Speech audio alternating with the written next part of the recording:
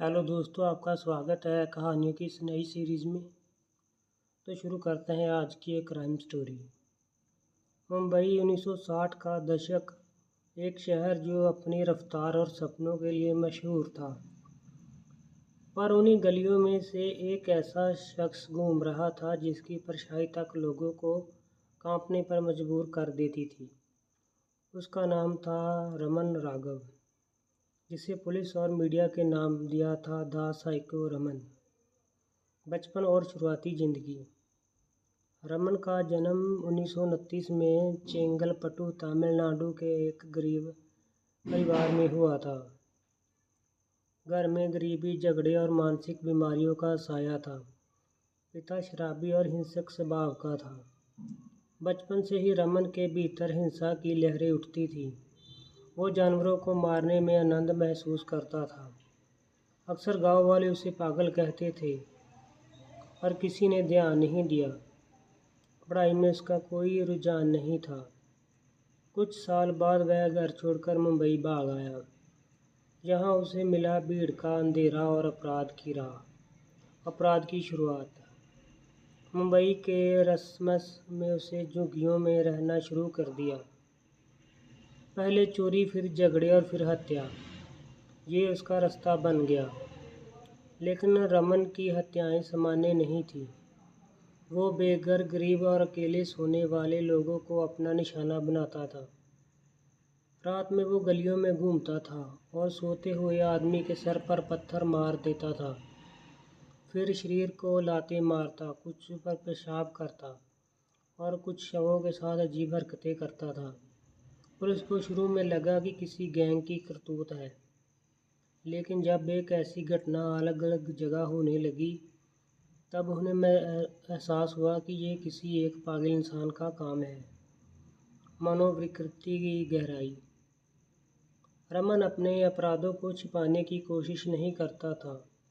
वो कहता था कि मैं उन्हें मारता हूँ क्योंकि वो गंदे हैं। भगवान चाहता है कि मैं उन्हें साफ कर दूँ। धीरे धीरे यह हत्याएं मुंबई की झुग्गियों से डर का साया बन गई। लोग रात में बाहर निकलना बंद कर चुके थे। पुलिस ने उसे पकड़ने के लिए खास दस्ता बनाया, लेकिन रमन हमेशा एक कदम आगे रहता था। वो वेश बदलता, अलग अलग नामों से काम करता। कभी रिक्शा चालक, कभी फेरी वाला, तो कभी भिखारी बनकर घूमता था। पुलिस की उलझन। 1966 तक पुलिस को 20 से ज़्यादा हत्या के केस मिले जिनका पैटर्न एक जैसा था। सर पर तेज वार करना, सिर पर कोई सामान नहीं, हत्या रात में झोंपड़ी पट्टी या रेल ट्रैक के पास होती, कोई गवाह नहीं। पुलिस के रिकॉर्ड में उसका नाम था रमन राघव उर्फ साइको, लेकिन चेहरा किसी ने साफ नहीं देखा था। हर हत्या के बाद वो ऐसे गायब हो जाता जैसे धुएं में मिल जा गया हो। मुंबई में आतंक। रात का शहर जैसी जिंदा लाश बन गया था। पुलिस ने कई बार कर्फ्यू लगाया, हर हत्या जारी रही। बच्चे रात रोते तो औरतें घरों में बंद और मर्दे चौकन्ने होकर सोते थे। लोग कहते कि रात में अगर कोई पत्थर गिरा तो समझो रमन पास ही है। उसकी क्रूरता इतनी थी कि लोग उसे भूत या राक्षस समझने लगे थे। कई बार तो वो खुद पुलिस चौकी के पास घूमता और गायब हो जाता, मानो उन्हें चिढ़ा रहा हो। पागलपन या योजना। रमन खुद को भगवान का दूत बताता था। उसका कहना था कि उसे एक आवाज़ आदेश देती है कि कौन जिए और कौन मरे। वो कहता था कि मैं बुरे लोगों को खात्मा कर रहा हूँ, मैं भगवान का हाथ हूँ। लेकिन पुलिस को धीरे धीरे लगा कि वह पागलपन और चालाकी का घातक मिश्रण था। रमन को मानसिक रोगी बताकर बच निकलने की कोशिशें भी दिखी, लेकिन उसकी योजनाबद्ध चालें बताती थी कि वह जानता था कि वो क्या कर रहा है। वह हर लाश के पास कुछ न कुछ लिख देता ताकि पुलिस उलझन में पड़ी रहे। 1968 तक उसकी हत्याएं गिनती 40 से ऊपर जा चुकी थी। लोग उसे मुंबई का जैक्स द रिपर कहते थे। पर हर बार दानव की तरह रमन का अंत भी तय था। और इसकी गिरफ्तारी मुंबई की नींद वापस लौटाई। 1968 को जुलाई महीना मुंबई पुलिस पूरी ताकत से उसकी तलाश में थी और एक दिन जैसी किस्मत ने खुद रास्ता दिखाया। एक पुलिस वाले ने उसे रेलवे ट्रैक के पास भटकते देखा। गिरफ्तारी। पुलिस ने उसे पूछताछ के लिए पकड़ा। उसकी हालत खराब थी, मैले कपड़े, गंदा चेहरा, पर आंखें चमक रही थीं। जब उससे नाम पूछा गया तो वो मुस्कुराकर बोला, मैं रमन नहीं, मैं सैयद हूँ, पर तुम लोग मुझे कैसे जानते हो? पुलिस ने पहचान की और वह रमन राघव ही निकला। वही व्यक्ति जिसकी तलाश शहर महीनों से पुलिस कर रही थी। पुलिस ने राहत की सांस ली, पर असली डर तो अब शुरू हुआ था।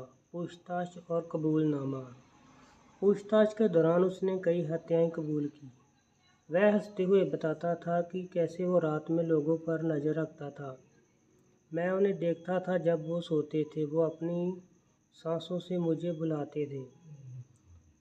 उसने बताया कि वह भगवान के आदेश पर हत्याएं करता था। पुलिस ने जब पूछा कि कौन है भगवान, तो उसने उत्तर दिया, जिसे तुम नहीं जानते, वो जो तुम्हारे दिमाग में रहता है। डॉक्टरों ने उसे पैरानॉइड सैफोफोबिया का मरीज बताया। ये एक मानसिक रोग होता है जिससे व्यक्ति कल्पनाओं में ही हकीकत में मानने लगता है। अदालत और सज़ा। अदालत में जब रमन को पेश किया गया तो वह कभी हंसता तो कभी गुस्सा करता, कभी चिल्लाता था। वो कहता था कि तुम सब पापी हो, भगवान मुझे भेजेगा फिर से। शुरुआत में उसे फांसी की सज़ा सुनाएगी, लेकिन उसके मानसिक हालत को देखकर अदालत ने सज़ा बदल दी। 1970 में उसकी सज़ा आजीवन कारावास में बदल दी गई। उसे येरवाड़ा जेल पुणे में भेज दिया गया, जहां उसका इलाज भी चलता रहा। मानसिक स्थिति। जेल में भी वो अजीब हरकतें करता था, कभी दीवारों से बातें करता तो कभी अपने आप को नाचता। डॉक्टरों ने उसे कहा कि उसका दिमाग अब वास्तविकता से पूरी तरह से कट चुका है। वो कहता था कि अब भी मिशन पर हूँ, भगवान ने मुझे नहीं रोका है। कई बार उसे लगता था कि जेल में गार्ड भी उसके दुश्मन है और वह खुद को बचाने के लिए खुद को ही चोट पहुंचाता रहा।